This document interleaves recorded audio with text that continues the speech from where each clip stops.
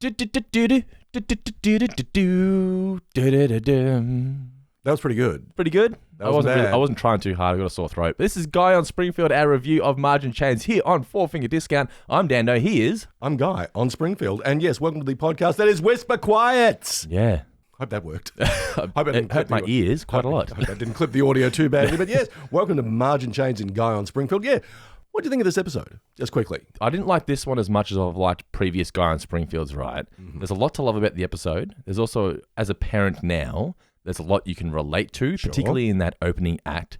But for me, Marge episodes, especially when I was younger, they were never ones that I gravitated towards. They were never ones that I went, oh boy, a Marge episode, yes, right? Exactly. Same with Lisa. As I get older, I've said that I, find that I'm more like Lisa than I realized when I was younger, and that's because the writers use her as their voice. Mm-hmm. And I think I'm just getting older and becoming a middle-aged man. But the other thing with Marge episodes is that I always found them quite boring.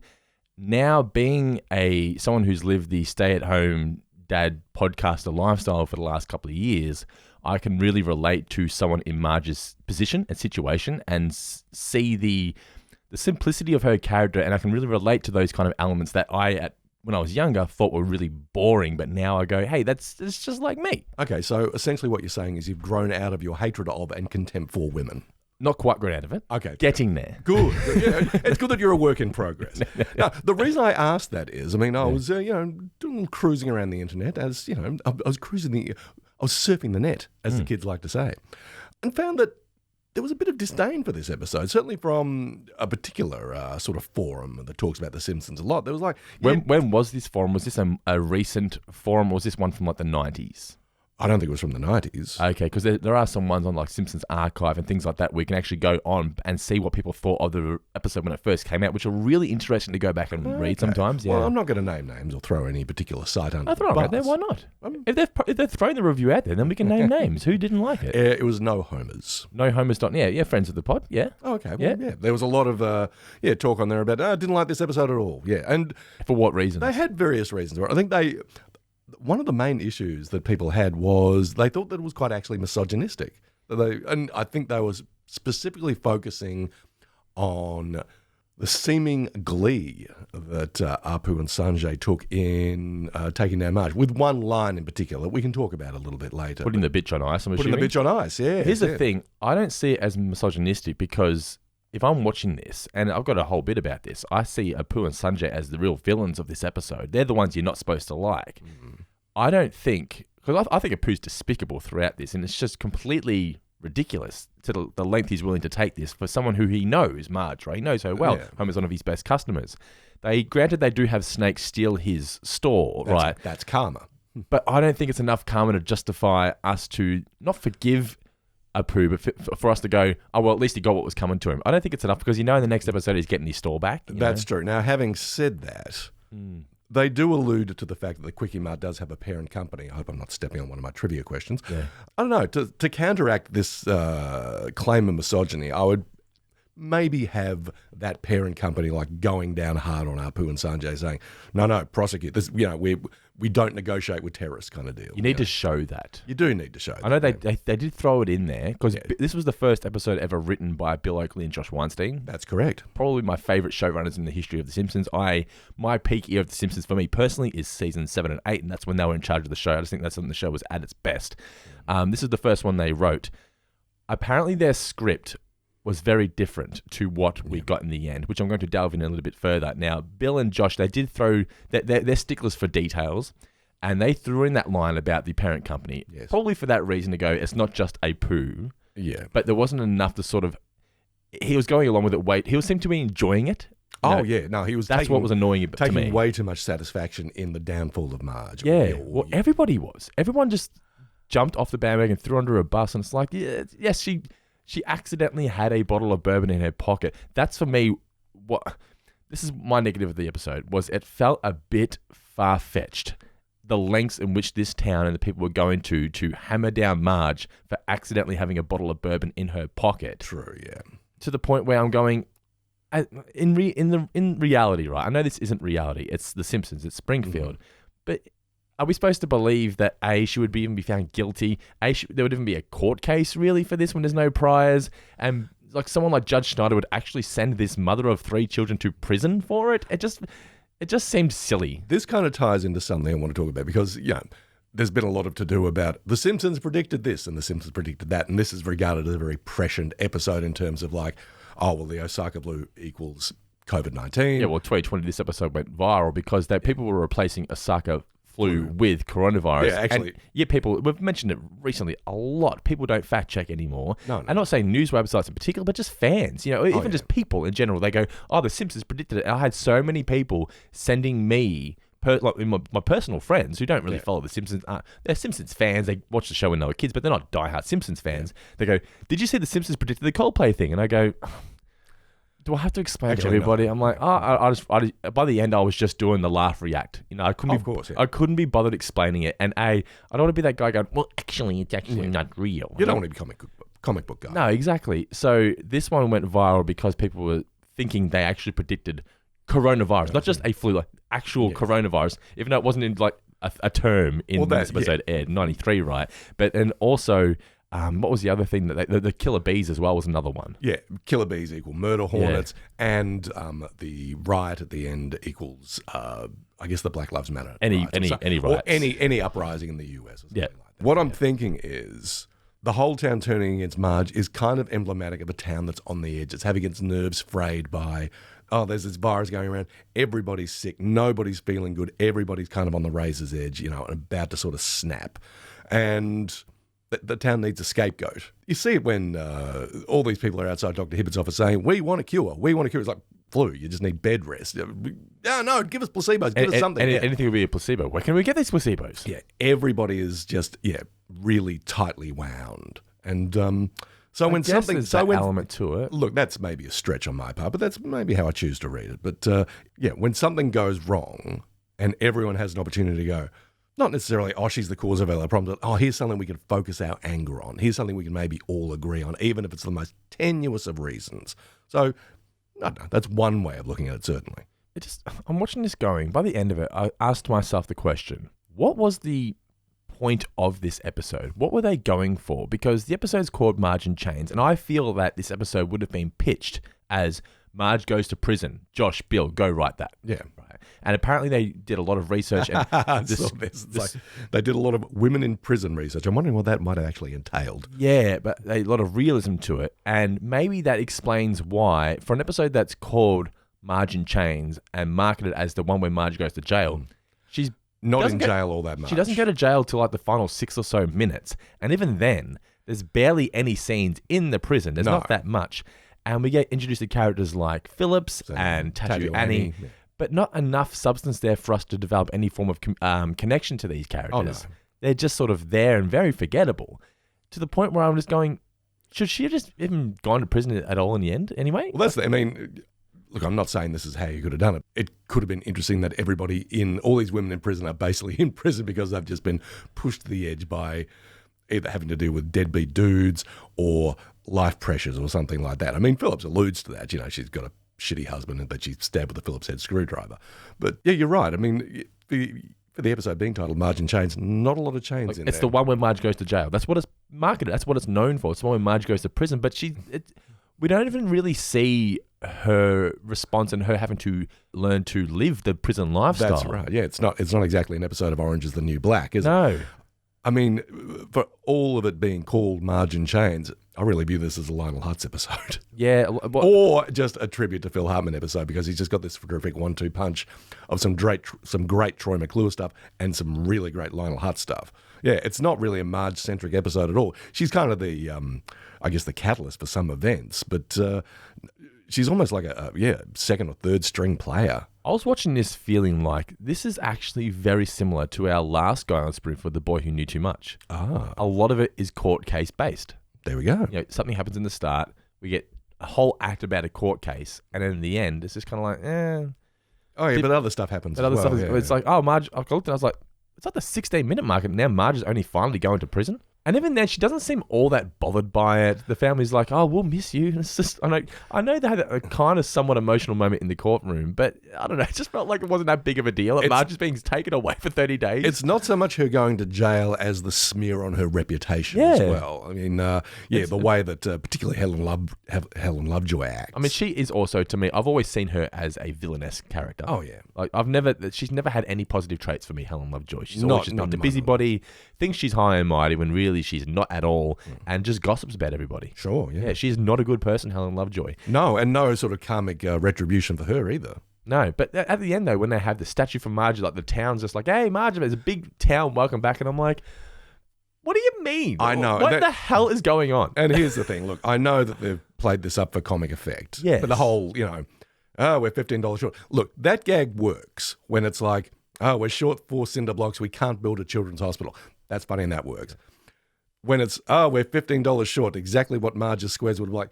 Everyone chipping $1. Everyone chipping $1. There you go. You're sorted. Okay, I'm not going to say this episode fell off the rails when Marge went to prison, because there are some funny scenes. But it just, no. The first 2/3 are really good. Yeah. The final third is like a bunch of stuff that happens. And as I read on Wiki, as we were saying, they did a lot of research, Bill and Josh, about women in prison, but much of it was later replaced. So I'm thinking maybe this final act was their episode. And it was just, the rest of it was stretched out, and they tried to cram in the good bits of what they could into that final act, but there was not enough there. There was enough, it just wasn't memorable. The final third? Absolutely not. It just felt like, this is just you just trying to fill time now. No, I mean, cramming it in. Yeah, I mean, Phillips is just not that interesting a character. Nah. Tattoo Annie is a one gag bit. Like what is it? It's just they're tough women. Is that it? Essentially, yeah. Yeah. Who fall for easy lies from people like Barney? Clearly you've never watched a little show called Love After Lockup. Or even Judge Judy. Well, that's she sold my car when I was in the block. But I just don't think this episode.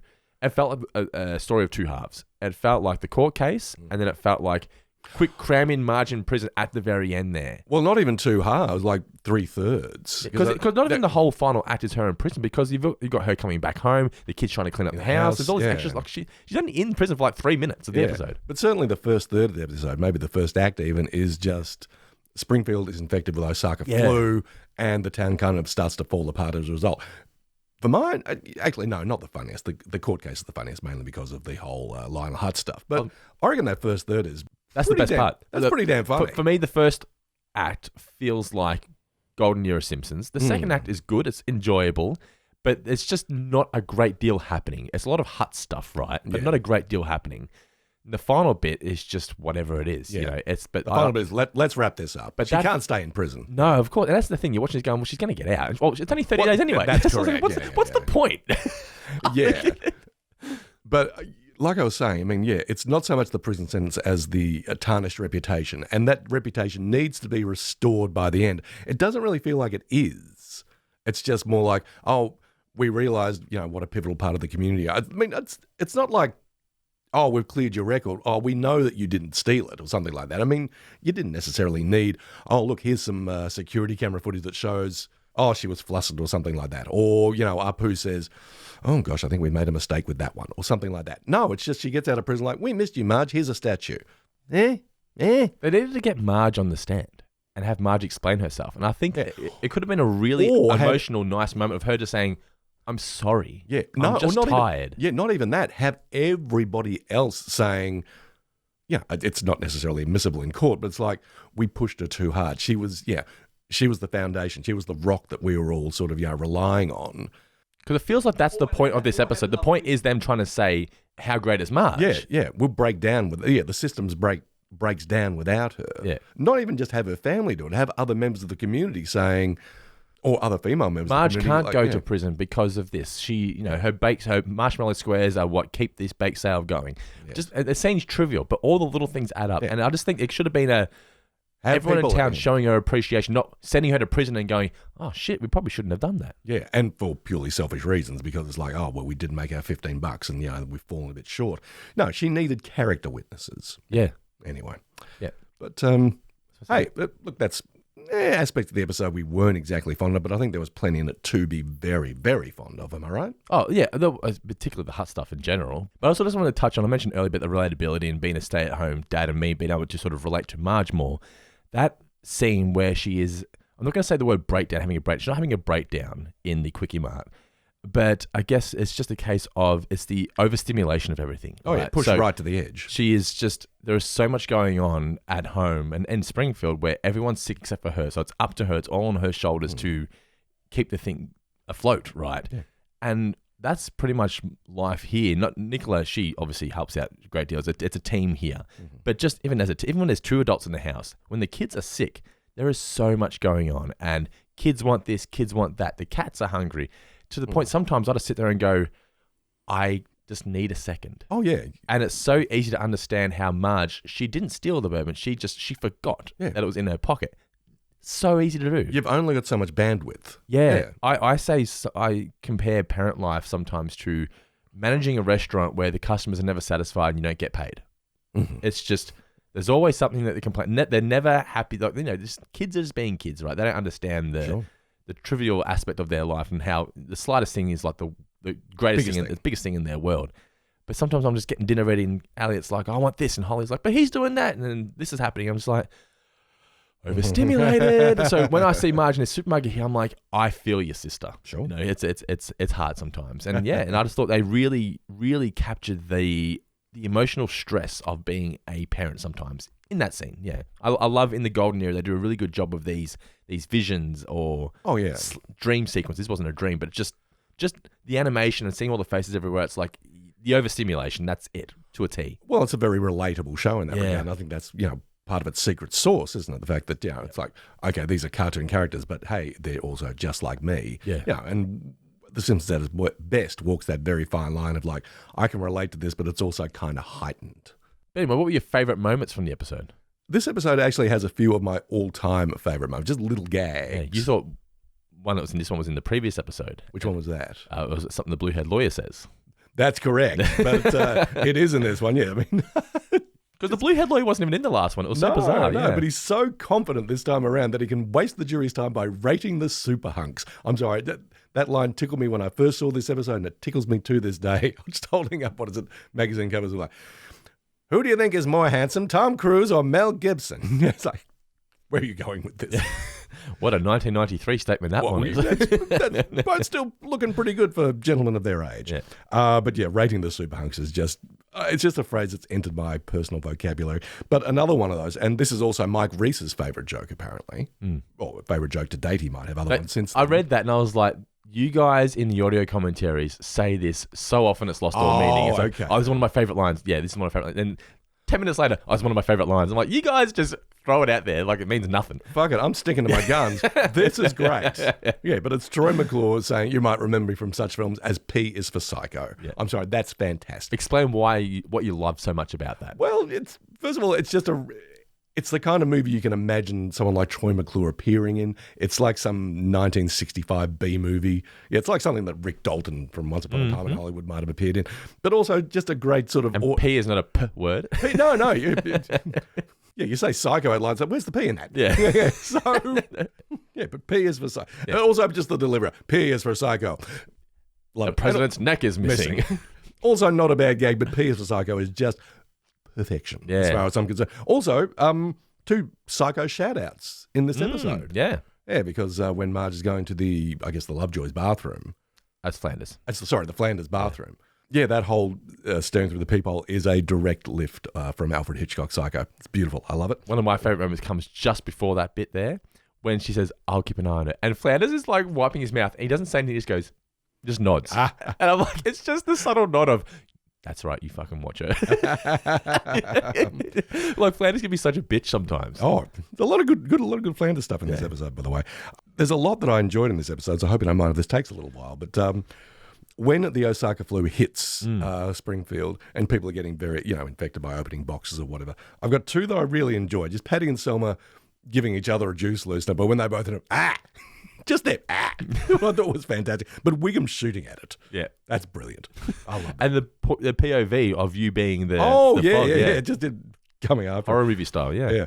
What was the other Psycho reference, sorry? Oh, was that? P is for psycho. And that was the other one. Yeah, okay, yeah. I've always loved the image of the Osaka flume being represented by Godzilla with just the ice pack on his head. Just looking miserable. Poor old Gojira. The sick crowd attacking the truck that they think has got placebos in it turns out to be full of killer bees. One guy eats a killer bee. I'm cured. I mean, ouch. Yeah. I'm not sure how this plays 30-something years down the line, but the whole crying game bit. I wanted to touch on that when it came to it, but you'll do it now. That film came out in like May of 92, right? Yeah. It's been out for like less than a year. That's a big spoiler to throw in a TV show. It kind of is. A massive spoiler. But the crying game was a very big hit. Yeah, I know that. Yeah, and everyone would have been talking about it, obviously. I imagine, And was that, spoilers weren't really a thing back then, Oh, were they were. I mean, I don't think they were actually selling it on the don't reveal the secret of the crying game, but I think it would regard it as poor form. It's like, mate, I saw the crying game. I'm not going to say anything. Just go see it. If you're interested, go see it. Wait till the end. Yeah, but I think generally everyone's sort of like, that chick's a dude, right? Dude looks like... I'm so... Quit to go. I mean, man, is that a good movie? What a great escape hatch. But the fact that he's blabbing at his rally. Oh, at his rally. I know, that's fantastic. He just can't keep quiet about anything. But my last is at the end when the statue of Jimmy Carter is revealed and everyone just up in arms like, he's history's greatest monster, which I think is a fantastic line. But why do they say that, though? Al Gina said that he doesn't like him. Carter, yeah. But, like, why go to that? I'm not sure if we were in the Jimmy Carter reclamation project yet. I think he was still regarded as a bit of a lame duck president. He had one term, everyone goes, oh, this guy was kind of weak. He didn't really help us out with the Iran hostages affair.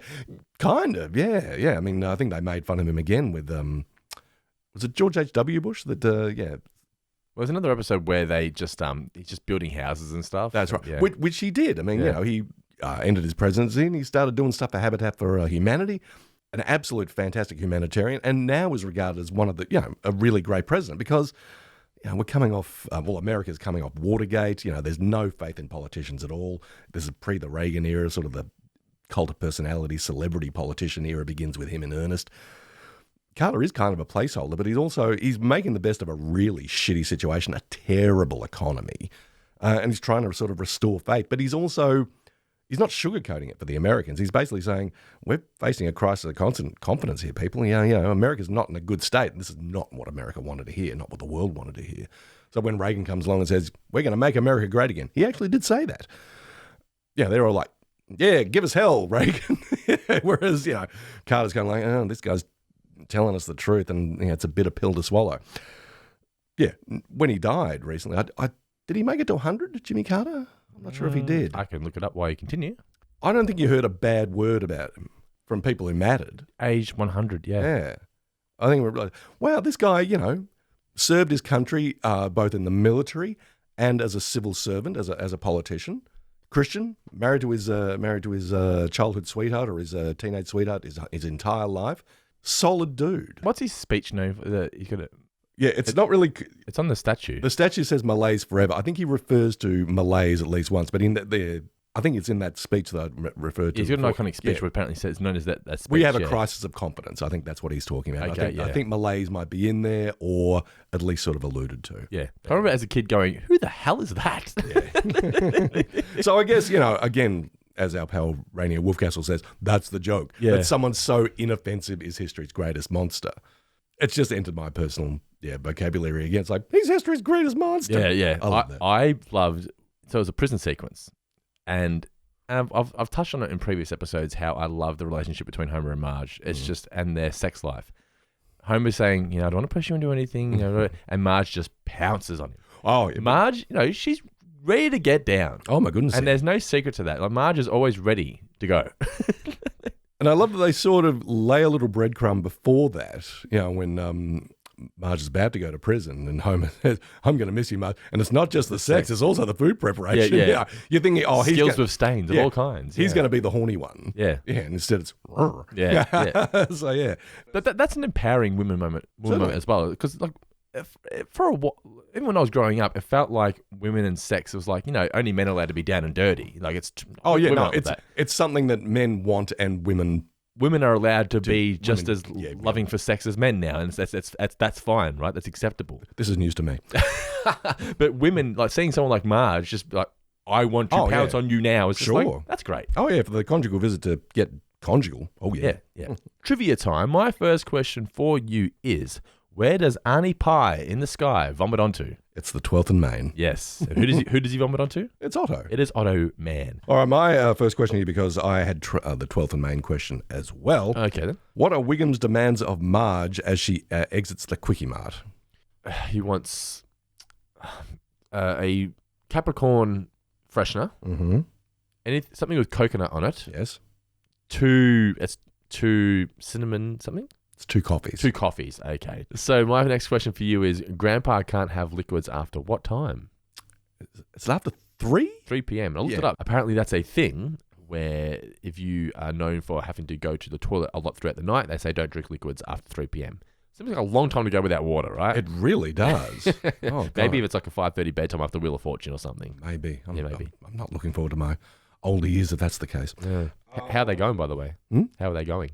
My old years. Oh, they're fine. Yeah. Wait, say it again. I alluded to this earlier. What is Quickie Mart's parent company name? I've got my notes, but I'm not going to check. What is it? Nordine Defence Dynamics. Mm-hmm. My next question for you is, Lionel Hutz's law firm is in between what? I don't know, bankruptcy hearings. It's between stores, I know, but I don't remember for the life of me. Yogurt Nook and Gum for Less. Gum for Less?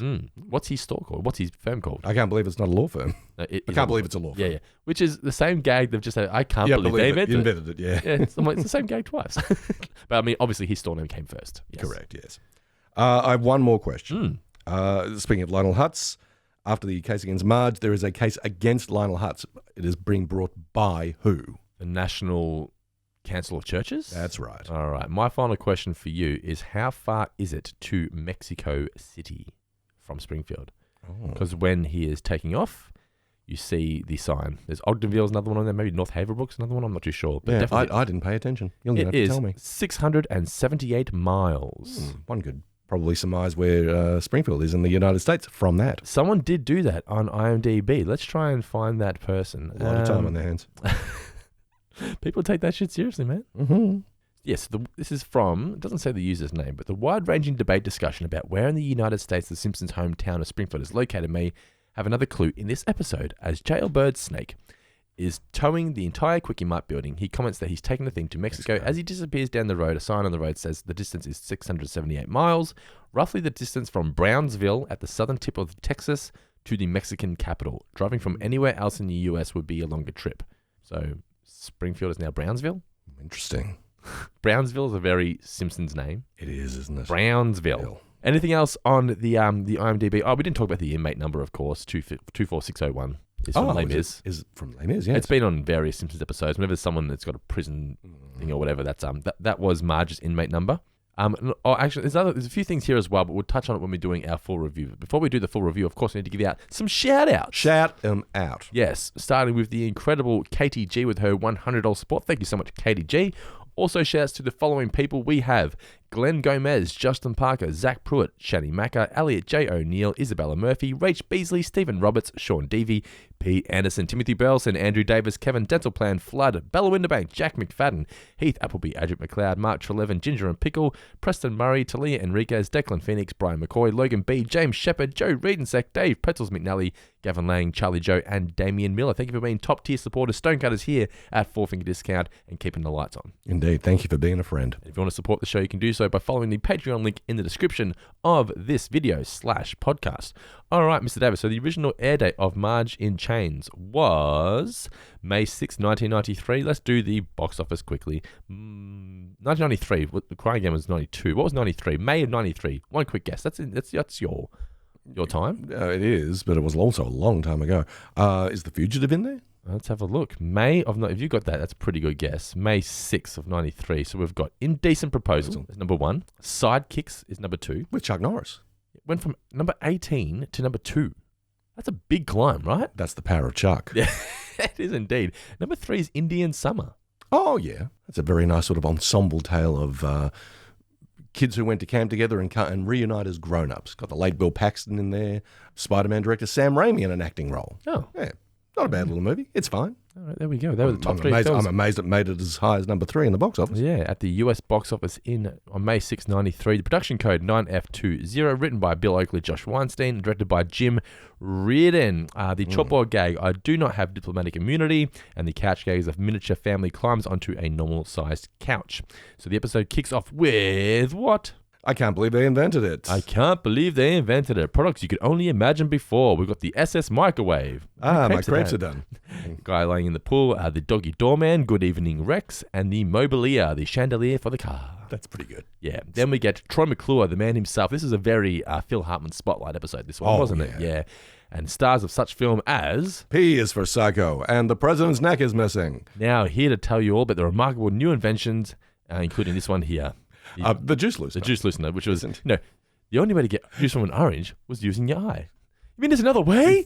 I love that you mean there's the cut to home and doing exactly the same thing. It's so perfect. You mean there's a better way? So good. And then Homer can't believe it, as we said. Then he introduces Dr. Nick, who is the inventor of the juice loosener. Yeah, he offers Troy a glass of orange juice, but won't we have to pay outrageous store prices a farmer probably spit in? And not anymore. It's such a great infomercial. Yeah. It's incredibly loud. The juice loosener. No, it's whisper quiet. It's whisper quiet. Yeah. Then he gets, you got all that? It's just one drop. One drop of juice. One whole bag of oranges. Yeah. Order now. Reminded me of the Pelzer peeler juicer from Gremlins.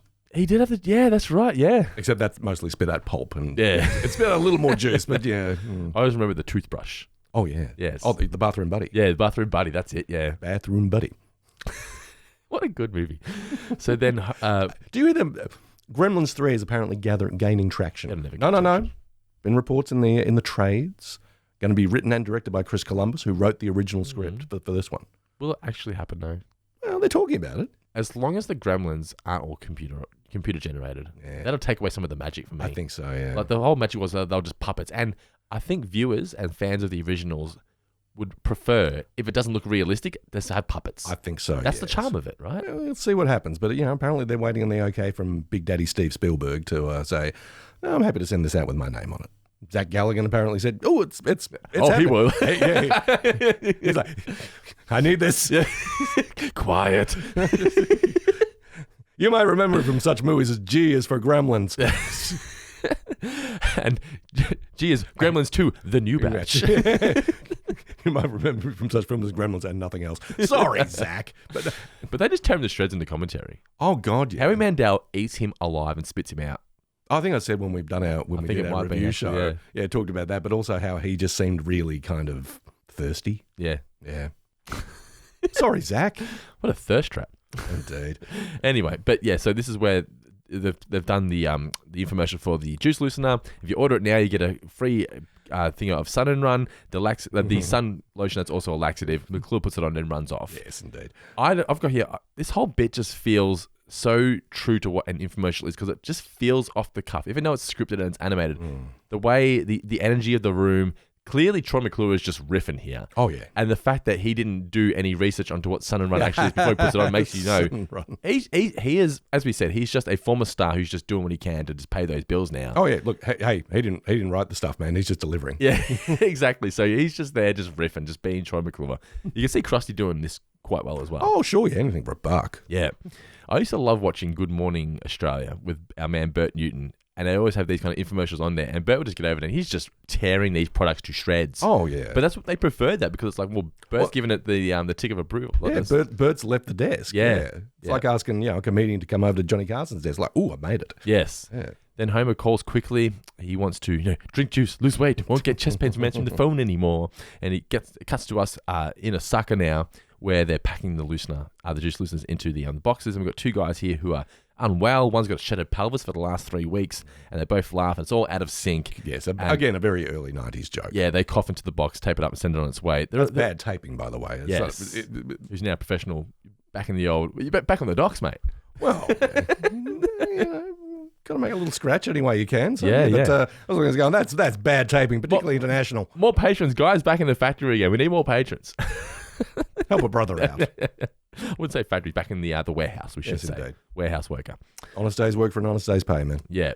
So there's many layers to this, right? So they're mocking, it's mocking the OH&S of what we think it's like in Osaka in Japan, or even in the early 90s anyway. Well, the right? whole salaryman thing, that work culture in Japan was like, you'll have a job for life, but the job will be your life. Yeah. Yeah. But in all honesty, that lifestyle is very similar to you wouldn't eat a sausage if you know what's in it, right? Mm-hmm. Similar to you wouldn't buy that iPhone if you know who packed it. Oh, yeah. It's not good.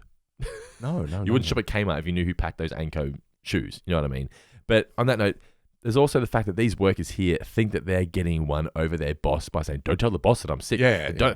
I've been working with the Shutters Pals for 3 weeks. Joke's on him. It's like their mentality is that you should be working through those injuries. But in reality, they should be at home getting paid to rest up. Oh, exactly. Yeah, the whole play through the pain thing. Yeah. Yeesh. Then there's the parody of the voices being out of sync, which he said is a very of its time thing. You don't really say that anymore. But generally, the parody was those in Japan or whatever would speak so many words for it to be like one or two English words. Yeah. That's the gag. But they doubled down here by it being the laugh.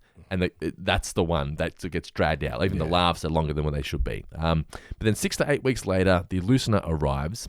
Homer opens the box and the fog, the virus comes out. Yeah, the virus. The Osaka flu comes out.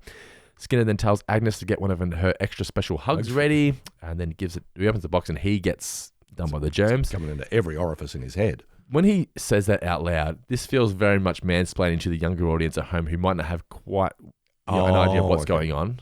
Because it just seems like, the flu going into every orifice in my head, making me unwell. It's just like explaining that. It's not necessarily mansplaining. I know, the younger women viewers completely understand. Fine. Patty and Summer, as we said, swap the birthday gifts. They both bought each other a juice loosener. And then the virus is waiting for the traffic lights, goes through, and Wiggum shoots at it after buying some hot dogs. Then we get the news report. See, it's why this. Yeah, it's the joy of animation. This. I mean, you're gonna have people getting sick in live action sitcoms or live action shows or whatever. But having the virus sort of scoot around town, stop at a stoplight. It's like a slasher film. Yeah, approach Wiggum like a monster or something like that. Yeah, I mean, look, you could probably do something like that in live action, but you'd have your work cut out for you. But it just makes more sense here, and it's funnier. I just really enjoy it. The fact that it stopped for the red lights. That's correct. It will follow some rules. That's true. Some, not all. Not all, indeed. But then we get the news report here, and it's about how the Osaka flu has now got over 300 cases in Springfield. It was almost like PTSD. I was like, remember when every morning you'd wake up to see how many cases of corona? Yeah, the numbers. That was every morning. It's like 11 a.m., 10 a.m. every morning. It's like, how many cases are there? Can we get out of the house yet? No, we're still in lockdown? Okay, cool. Yeah. Let's just forget that ever happened, right? 5 years ago now. That's crazy. Yeah. That is crazy. I think we're still feeling the 5 years ago from when it started. Yes. Yeah, We're still feeling the tail end of it, I think. I mean, COVID's still out there. People still get it. But people aren't leaving the house as much as they used to, though. Well, that's true. People have learned, you know what's better? Just being home by myself. Living indoors. Is it though? I was talking about this with the lovely I don't agree, but some people just... some people are mad about it. They love it. They got so comfortable being home. It's like, no, I just stream shit and just get DoorDash or not DoorDash, Uber Eats to my door or whatever. Yeah. But yes, this week, only pie in the sky. He's feeling unwell. He's also got the virus. He's over... the 12th and Main. Yeah, Route 401, 12th and Main. He vomits out the window, vomits onto Otto, who's sunbaking on top of the building, whatever building it is. Then Bart...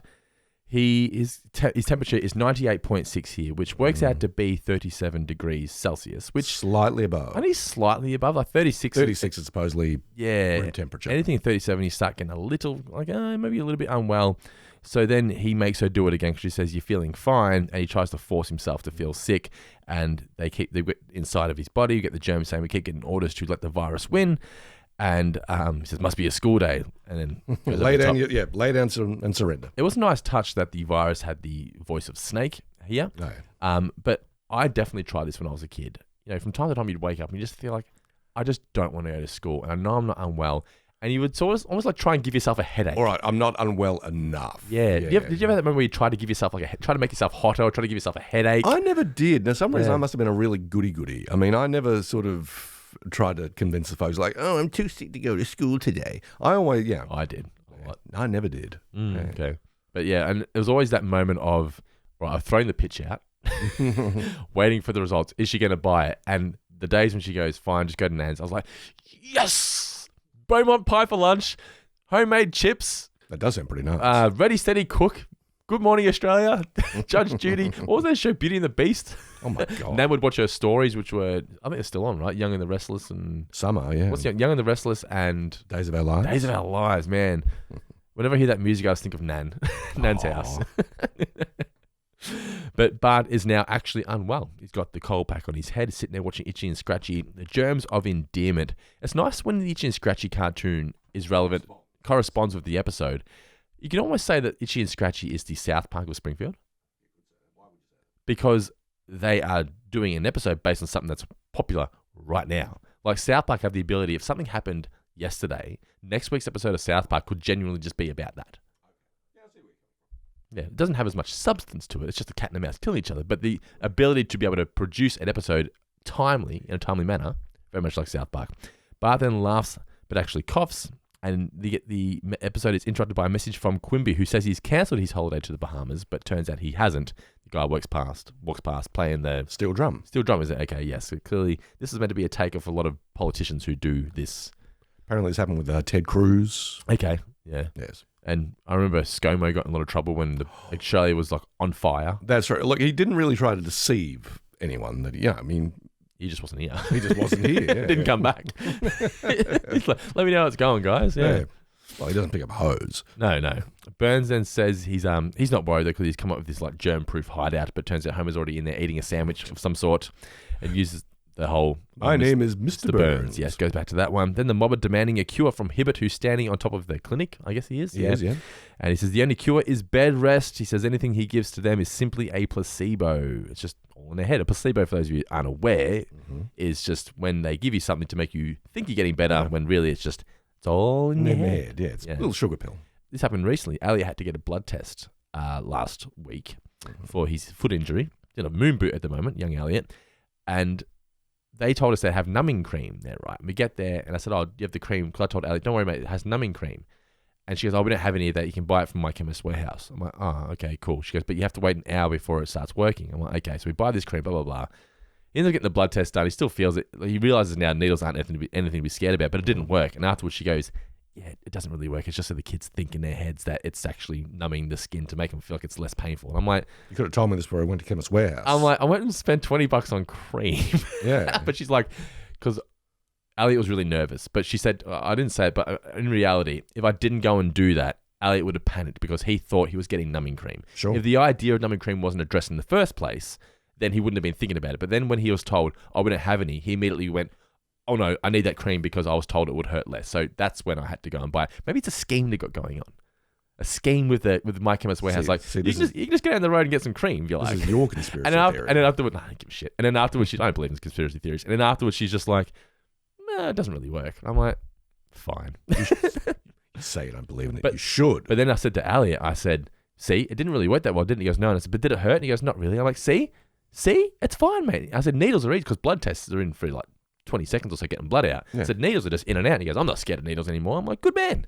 Good for him. Shout out to Ali. It was very brave. Your little sticker that said, I was brave as a lion getting my blood test. And he wore it with pride. As he would when you're a lion. He now put it on the inside of the door in the car. So now whenever he gets out of the car, he's like, I was as brave as a lion when I got my blood test. And I'm like, you were, buddy. Sure you were. Good on you. He was very brave, though, so shout out to him. But this, as I was saying, he says he's going to give you placebos. Where can we get these placebos? And they see the Possibly in this truck. Probably in this truck. They smash it over. Killer bees come out. Is it killer bees? Just bees. Just bees, yes. And he eats them. I mean, ow. Todd is now speaking in tongues. Well, they think he is, but no, he's just delirious from fever. What does he say? I long for the day. Yeah.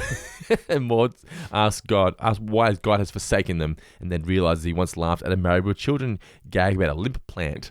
Maybe Maud kept you in the bedroom. Ow. The pig.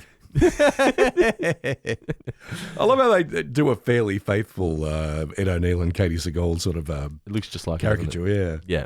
I guess because it was a Fox property, they didn't want to really take the mickey out of it. True. But anyway, yeah, as he said, the slogan, watch Fox and be damned for all eternity. Now Marge is trying to keep the house running and looking very disheveled. Lisa wants some OJ. Bart wants some Flintstone chewable morphine, or chewable Flintstone morphine. Homer says, the boy's wasting valuable time. Come and change the channel and pat my head. Is Homer actually sick, or is he just being a nuisance? I think he's... flu. Yes, yeah. How are you when you're sick? I get annoyed because I want to be able to do work. Because when I'm sick, I can't do my work. I tend to be Just leave me alone. Yeah, it's like people will be saying, "Oh, can I bring you a sandwich? Can I bring you?" No. I'll be fine. Knock it over in a couple of days. Yeah. So I don't, subscribe to the whole, "Oh, I'm so sick. Oh, help me out," or whatever it's like. But yeah, just give me a couple of days to sleep it off. Yeah, Hibbert's right. The only cure is bed rest. Nicola says, she goes, "I know when you're actually sick because you just sort of like go to the bedroom and just go to sleep." She goes, "You don't do that because you see she goes, I look at you and you look at every possible time you are awake as a time to do work for your fucking podcast. Mm-hmm. So when you are going to sleep, I know you must be unwell." There you go. Like, it's annoying, but my brain just never turns off. I'm constantly thinking, what can I post next? What could I do next? How could we improve? What can I do? And it's just, it's exhausting. I'll bet. But this is where Grandpa also says he wants some. Oh, before we get there though, I miss Sheriff Lobo because she hasn't changed the channel yet. But Grandpa wants a bottle of bourbon. She says he's not allowed to after 3 p.m. Just stir it into my mush. Either way, just gimme. Then Marge is at the Quickie Mart, and this is where it all goes down. She's hearing all the voices of the family whining. You're seeing their faces when she takes away stuff off the shelf. And eventually the entire supermarket shelves is filled with their heads complaining. And she gets to the checkout, asks for a bottle of aspirin as well for herself. I'm going to assume it's $25. He dropped the price because an escaped mental patient tampered with the bottle. She then goes to leave, but unfortunately the alarm goes off, which puzzles her. I love the way they animated her. She's just genuinely shocked. She's sure, yeah. Have you ever gone through like a Kmart and it's gone off and you're just like, you immediately think, what did I steal? You know you haven't stolen something. Oh, yeah. It's like when you see, I've mentioned this before, when you see a breatho and you go, oh, what did I have to drink? You haven't drunk anything. It's 3 o'clock and you just picked the kids up from school. Yeah, or you just see red and blues in the rear vision mirror. It's like, what's my speed? They come for me? Yeah. I don't really feel it anymore if I'm walking out of Kmart or any department store where, you know them. Where going? I mean, they make you scan at Kmart now, don't they? That's true. But there's maybe like a microsecond of like, did I do something wrong? Is it me? Are they coming for me? And then you realize, look, I haven't done anything wrong. Yeah. I can easily talk my way out of this. Yeah. So even when I've done something wrong, I can easily talk my way out of this. Sure can.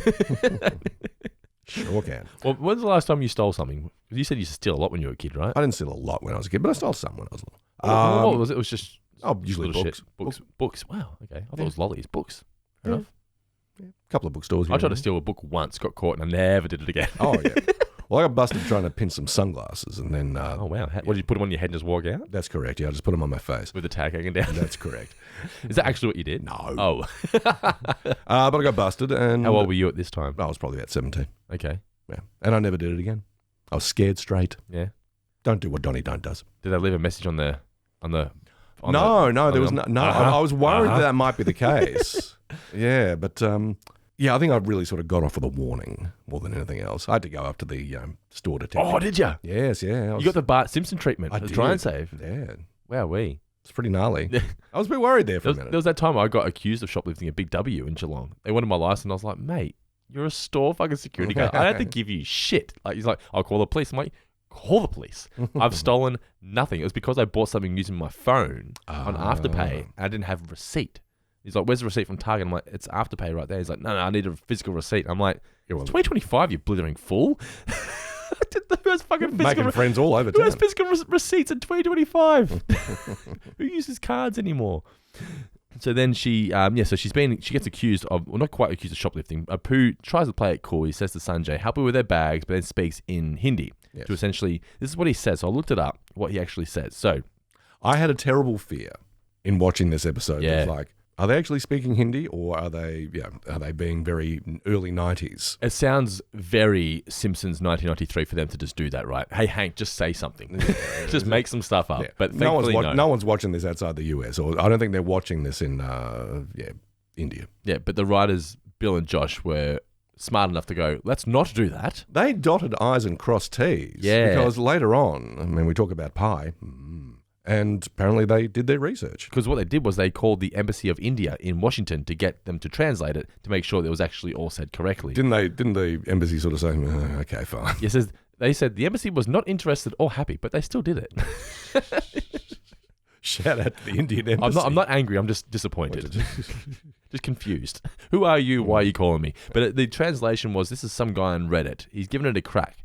And it says it's very something similar. Did you say it's Sanjay on Reddit? Oh, some guy on Reddit. Some guy on Reddit, yes. The cream of. It says, her coat in that direction, look. So it's something along the lines of look in her coat around the pocket direction. Right, yes. yeah. And he approves by saying something along the lines of, yes, I'll do that quickly right away. Something that implies that. Okay. Yeah. It's not nonsense. But it seems like Sanjay's more of a smartest. When he's like, don't worry, I'll but that's apparently just something like, I'll check right away. But yeah, Apu says something like, just check her coat pocket or something along those lines. But there's any Indian viewers or listeners out there who want to completely translate it legit for us, we'd love to hear from you guys as well. We sure would. And by the way, consider being a patron. Yes, mailbag at fourfingerdiscount.com.au or comment below in the video.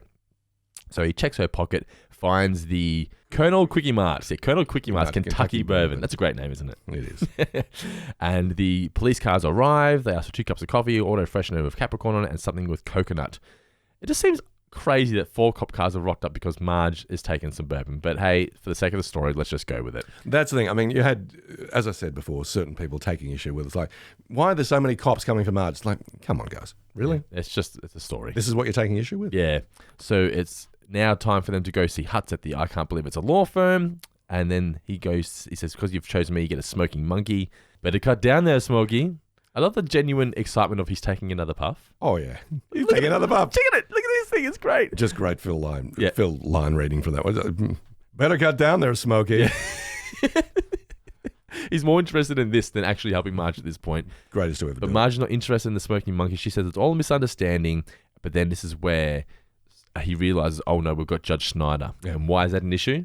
Well, he's had it in for him ever since he ran over his dog. Oh, he kind of ran over his dog. Ran over his dog. Well, yeah, and replaced kind of with repeatedly and replaced dog with son. Yes, another great reading from Hartman. This is where Homer says, I'll go speak to Apu. He'll be reasonable. And then I'm his best customer. I'm sure he'll let you off. Cuts to them just celebrating. But are they celebrating Marge being caught? I've never quite got this.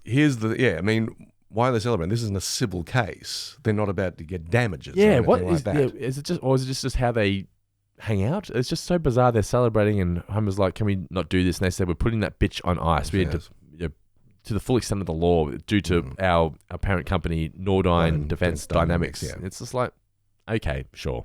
It's a cheap line to get a cheap laugh. The whole bitch on ice thing. But this is where the reputation of Marge just really goes down the toilet, and people just really just being horrible. So Wiggum blabs to Quimby in the sauna about don't tell anybody, but then it cuts to him at the rally just spoiling it to everybody, then spoils the crying game as well. Then we're at the card game, which I'm assuming is at the Lovejoys. Hibbert and Hoover are there as well. I'm assuming it's at the Lovejoys house because they're both there. And she says, Miss Hoover says, one time she made gingerbread men, but it had a hair in one. Hibbert says that Marge has webbed toes. I love the diva-ish delivery of please from Lovejoy here. Gross. Yes. Flanders says, don't worry, though, because she's having dinner. Marge is at the Flanders house. We've all had our run-ins or brushes with the law. Is this Ed Flanders? Nope. My mistake. Then Marge goes to freshen up. And just a nod from Flanders, wiping his mouth. I'll go check on her. Yes, you do that. She looks through the wall, and Marge tries to fix the frame because that's what Marge is like. And wash your hands and leave. Anyone with OCD would try and fix that frame. I hate when someone's a crooked frame drives me insane. Oh, particularly when it's that crooked. Yeah, wash your hands and get out. And she's looking through the God bless you sign. As you said, it's a Psycho reference. Now, a friend of ours, actually, Tash from the LPC, she has her own store now in town called Cake Cult, right? She does indeed. Check it out. Go to Cake Cult in Geelong for the best desserts in Geelong. Our friend Tash cooks them on site, but she has a lot of, I'll get to the point in a second, she has a lot of art prints around the place, which are just paintings from op shops and whatnot. But she has painted Simpsons characters into them. So, that's right. I remember saying. There's one where it's just the outback trees and there's a dam, and she's painted the Prime Minister Andy and Tobias's dad and Bruno Drundrick, whatever his name is, just looking at him, Andy, just stuff like that. It's great. But my point being that she's also created a new device, which is the God bless you thing, right? That you put on the wall, and it's got the eye behind it, and the eye moves left and right. Oh, that Tash. It's like having your own God bless you sign with Maud looking through the wall. She's super smart, Tash. I haven't heard of a brain working overtime like that since Brendan Dan. But she, I'll post a link for her store in the description of this video and this podcast, and you can check out her stuff. It is fantastic. You can buy those paintings as prints as well. Yeah. Do it. It's great indeed. But yeah, just great cakes. I had a Mars bar slice. It was delicious. Ooh, okay then. Yeah.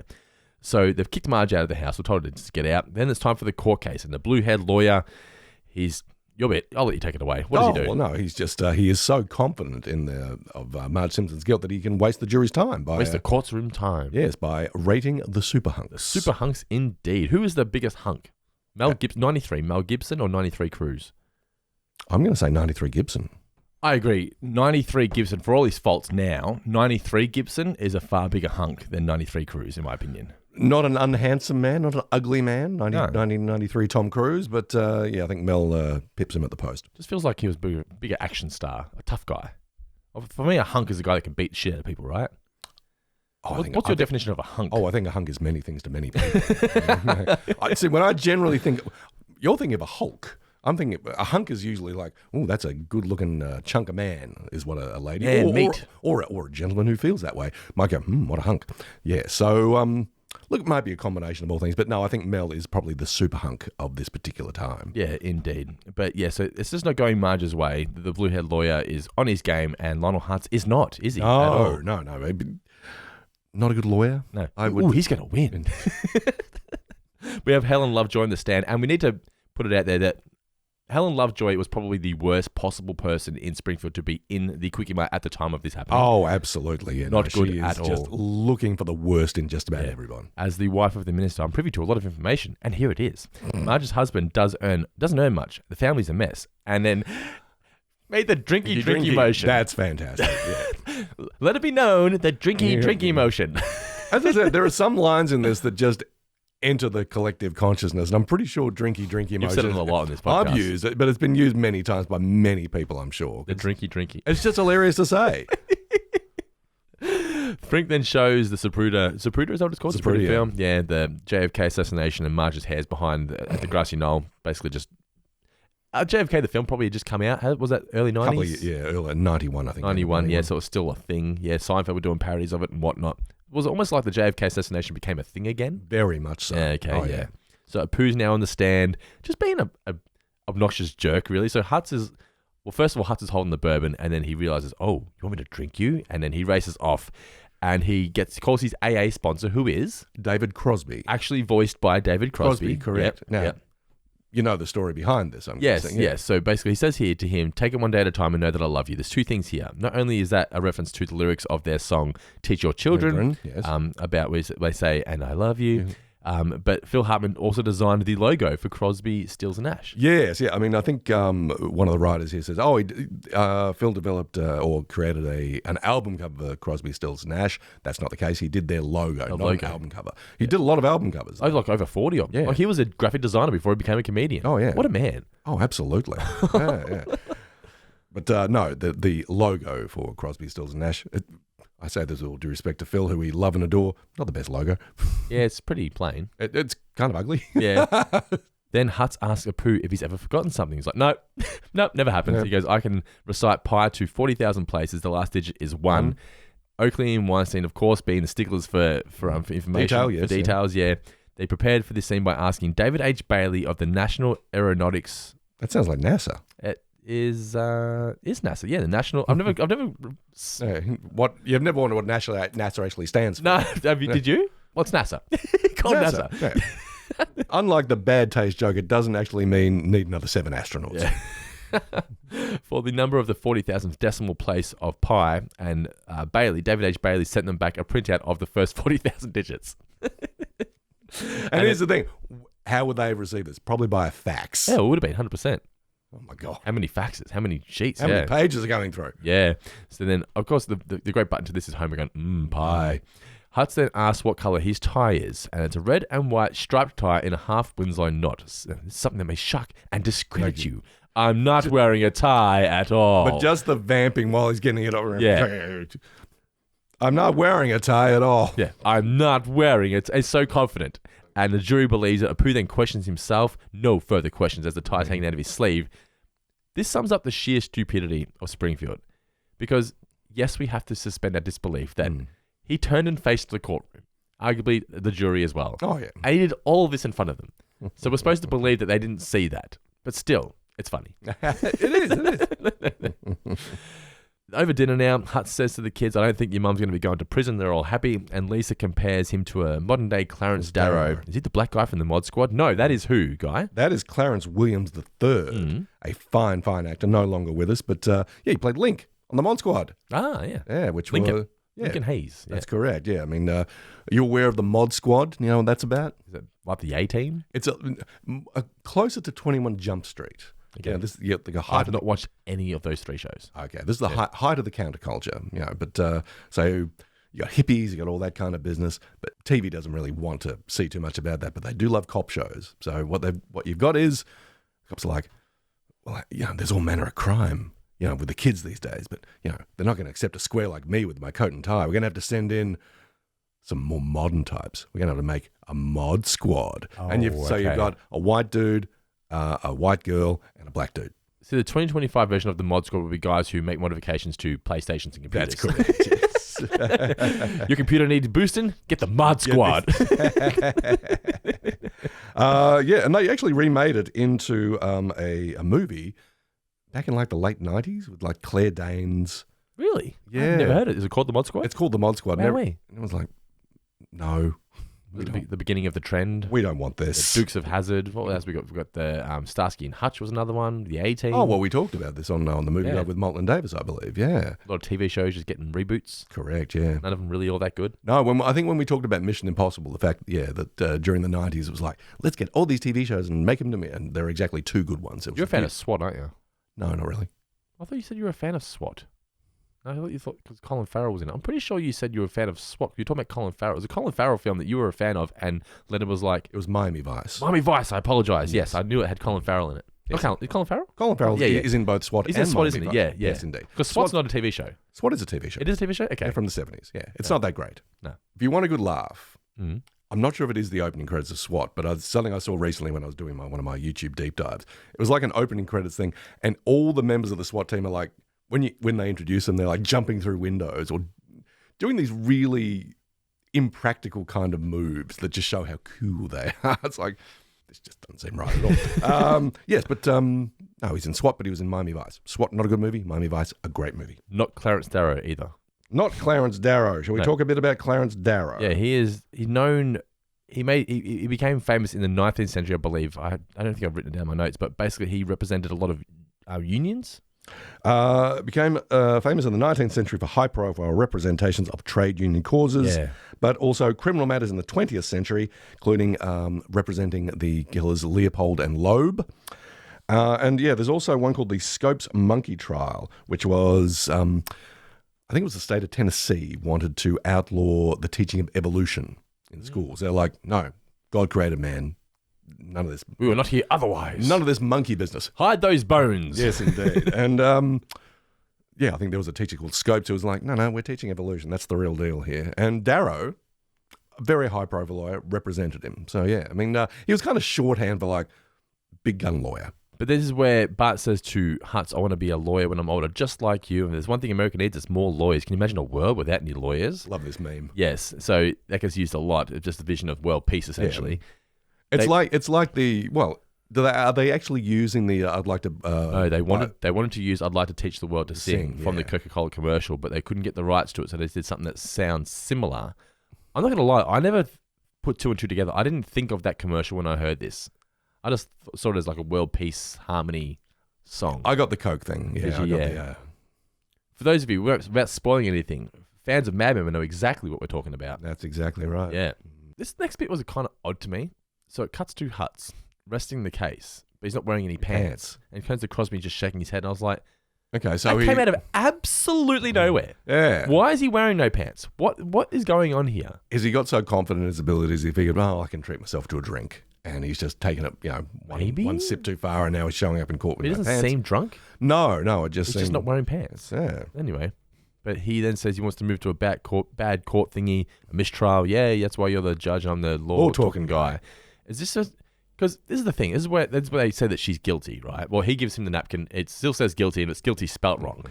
But the thing is, so are we meant to believe that she didn't get off because of this part?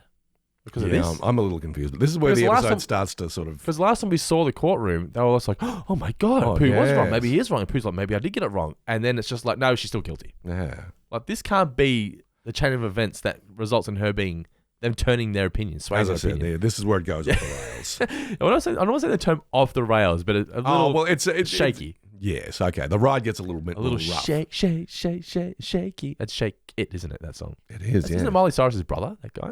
I believe so. The band is Metro Station. Metro Station. What a song. Did they do Shut Up and Dance With Me? No. Shut up. That's a similar kind of vibe, but it's not the same guy. Okay. Metro Station. Wow. I can't believe you remember that and I didn't. Big fan of the Cyrus clan.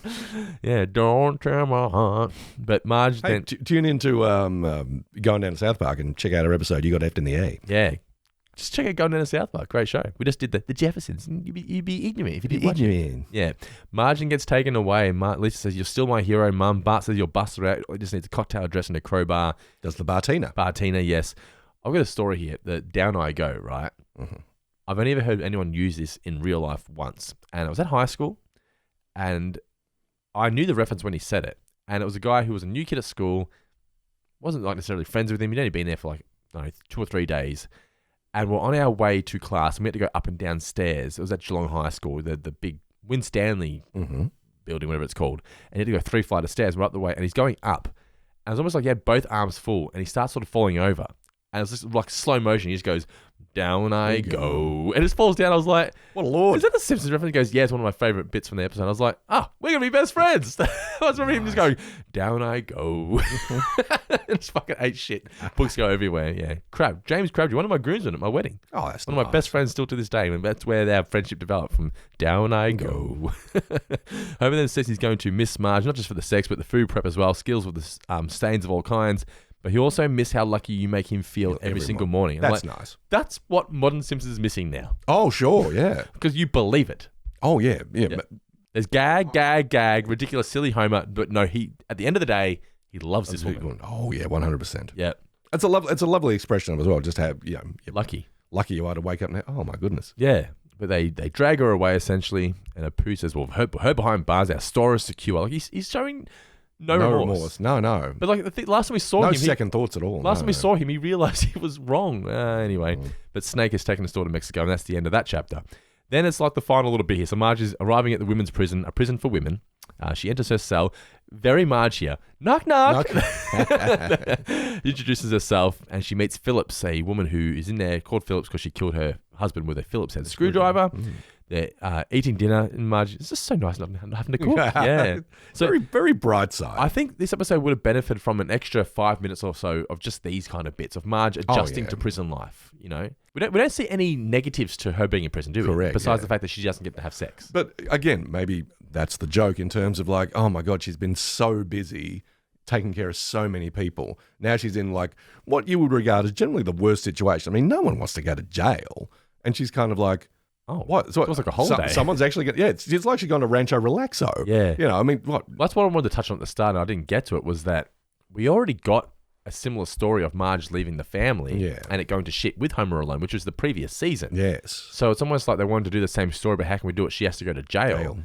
But she wasn't away for long enough to justify any of this, because it just goes to shit so quickly. Absolutely, but for her to be like, oh, you know. Yeah, someone's making dinner for me. It's like, oh, I've got all this time to myself, etc., etc. Yeah, I mean, they just don't expand on it enough. No, not at all. But she also meets, so she didn't dinner. Where we get Philip says, well, didn't your husband ever cook for you? Well, once he's cooking the fish, it's not dead yet. The lobsters, he's trying to put lobsters in the pot. Then we see Tattoo Annie, Mad Magazine. God rest its soul. Indeed. Oh, it still exists. I thought Mad got. Well, didn't Mad stop? I could have sworn Mad Magazine ended. Have a look, because there's about 20 minutes before we started recording today, I saw online, well, there was a cover of a Mad Magazine. Now, whether this was just mocked up by somebody, but it was like the poster for the great horror movie Reanimator, where, you know, it's there's a head in a dish and the mad scientist behind it.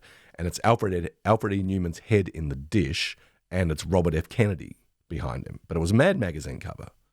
It says here, Mad Magazine, this was 2 years ago. I loved this magazine as a kid, and was it's a reprint only, apparently, as of 2 years ago. Okay. The magazine effectively folded 5 years ago. Interesting. So what did you found a new one? Yeah, the end of satire. Mad magazine to cease regular publication. That was in 2019. Okay, hang on one second. But then it says here, yeah. Well, yeah. Mad magazine is an American humor magazine which launched in 1952 and is currently published by DC Comics. So it must have got rebooted. Yeah.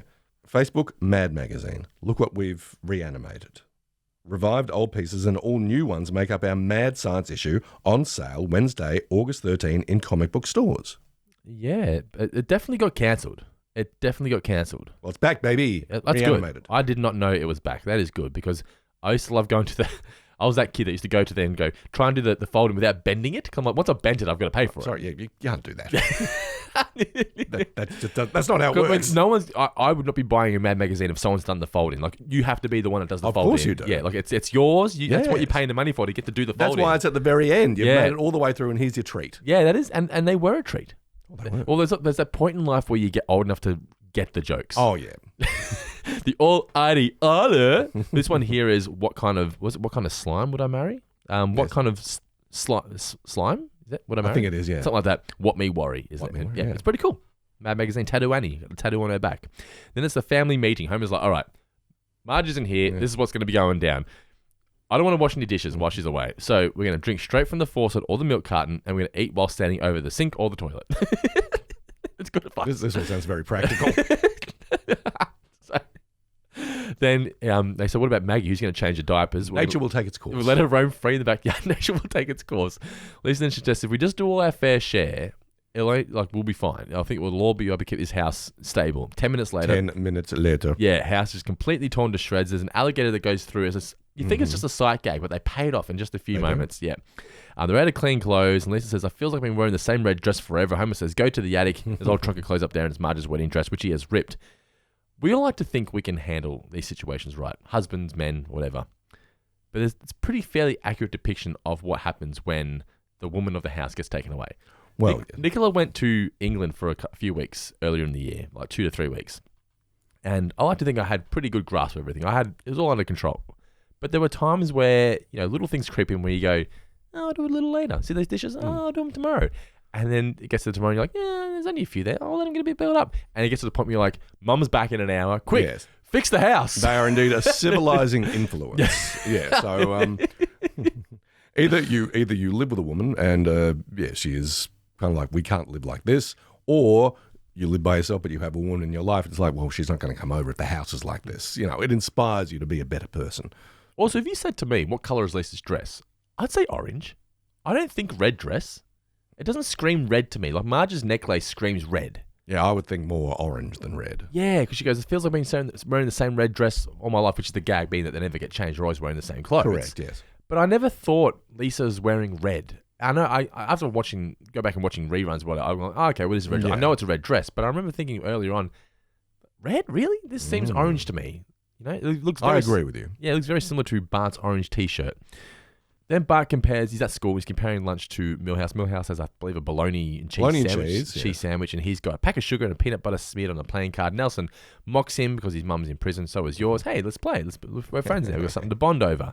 Then it's time for prison visit day. Homer's wearing the Halloween costume, the Satan. I am evil Homer. It's like he clearly wanted to wear this, but the reactions he's getting in public he's unsure. Have you ever had a moment where you've worn something, you've gone, I look great in this, but then when you get outside, you're like, I'm not too sure now. Oh, yeah. And he gets real self-conscious. Oh, very much so. Because it might be a loud shirt or something. You're like, I thought I could pull this off. Yes. No one said anything to make you think you couldn't, but it's like, no one's complimented me either. No. Well, that's the thing. Is everyone looking at me and laughing? When you take a step outside your fashion comfort zone, you are usually expecting looking good. You need something. When you don't get looking good, your brain automatically switches to, well, I must be looking bad. I need to go back and get changed. Wear the same black shirt I wear every day. It must be time for, the sky blue Oxford button-down shirt and jeans. What I always wear. Yeah. You love your North Face, don't you? I do very much. Yeah. As a lot of people do, apparently. Oh, yeah. It's everywhere now. Talk about conspiracy theories. I swear they're taking over the world. North Face. That's true. Yeah, well, they're all following. The same black, grey, white jacket you see everyone wearing. I'm too scared to be individual. Bart says that they mentioned there's an alligator. We flushed it down the toilet, got stuck halfway, so now we're gonna feed it. And Grandpa accidentally feeds it his teeth. Oh, darn. Then we get the conjugal visit trailers, and Homer's like, "Look, I'm not pressuring." And I thought it's actually a really nice moment for Homer as well. He's like, "Look, I want to have sex with you, but I'm willing to go, no, just hold hands if that's all you're comfortable with. She's like, lay down. Knocks the whole trailer over by pouncing on him. Then we're at the Beautify Our Parks bake sale, and there's this very campy man who wants Marge's marshmallow squares. Oh, darn. Darn. But they're not there. And then they're $15 short, so they can't buy the Lincoln statue they wanted. They have to settle for the 39th president, which is history's greatest monster. Jimmy Carter, yes. They knock it over, and the town goes through hell. There are riots everywhere. Wiggum's released the dogs. They look pretty angry. Yeah, I've been teasing them, starving them. Singing out a key. Me mamo. That is fucking so funny to me. Me mamo. And they let him out, attack him. And Maud's, this never would have happened if Marge Simpson was around. And then Marge is ready to go. Homer's leaning against the car. Now, apparently this is a similar shot to a scene in Goodfellas, in which a character gets out of prison and his wife is waiting for him by resting against the car like this. Yeah, sounds about right. Yeah, Ray Liotta gets out of jail. Lorraine Bracco's waiting for him. Yeah, apparently the visual design of it all looks very similar to Goodfellas, apparently, according to someone on IMDb. Nice. Phillips then says that, don't worry, Marge, I'm doing well. I've met a guy. It's Barney. He says his name is Homer. He works at the power plant. And Marge here, she's too nice to say anything otherwise. Yes. She's like, she's never getting out. She killed a guy. So let's just let her believe it. Bart and Lisa are now cleaning up the house because Marge is coming home. Going to sweep it all under the rug. And we get your man, wise guy. Hey, watch it. Yeah, that's right. And it ends with Marge being greeted with a giant welcome home party. Helen Lovejoy says she will only use her gossip for good now and not evil. Go to hell, Helen Lovejoy. 3 cheers for Marge, and they show off the statue, which is just the statue of Carter. With a Marge wig, but also it says Marge forever as opposed to Malaise forever. Yep, it's just got her hair on top, as you said. And Bart and Lisa are now using the statue as a tetherball station, and that's the end of the episode. So, a really strong start. An entertaining middle, and a rushed ending. A rushed ending. That's the best. That's a very polite way of putting it. Yeah. Yes, and a very diplomatic way of putting it. You just sit down and go, what is the point of this episode? Is it just Marge goes to prison, or is it everyone needs to realize how pivotal Marge is and how important Marge is to not just the family, but Springfield, and how do we execute that? Yeah. I think they are 2 separate episodes. I do. I think the town needed to realize we rushed to judgment and we let our own worst impulses sort of come to the fore. And I think they needed to take a good, long, hard look at themselves because of that. Which it never really does. I think you needed if you want to tell both these stories into one episode, if you want to be a Marge in prison episode, she really needed to be in prison by the end of the first act. That needed to be the first commercial, Marge going to prison. Yeah. You need to get the court case and the the Osaka flu all done out of the way, because that sort of goes on a long time. It's entertaining. It goes on a long time. Here's the thing. I think, But you need to play up the insanity that Marge is going through as well. That's true. Look, we're sort of speculating stuff that didn't happen.